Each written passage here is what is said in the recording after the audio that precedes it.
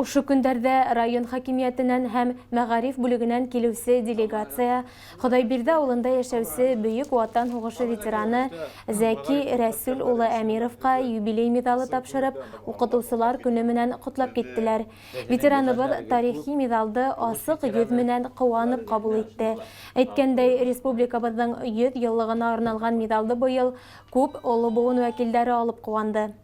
Зәки Рәсүл улы Әмиров һугыш һәм хезмәт ветераны. Һугыштан әйләнеп кайткас, туган авылында хезмәт юлын башлап ебәрә.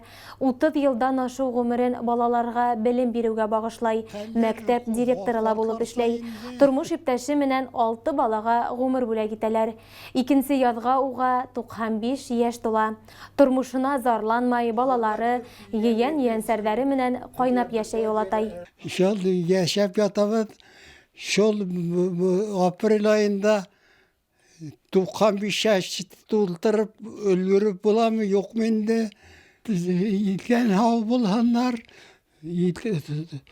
huğuş bulmahan bir kurgende ular kurmehenler mına şol indi min tilek. Киләсәк тормыш өчен үҙен аямаган хөрмәтле олатайга исәнлек, һаулык, күңел тыныслыгы теләп калабыз.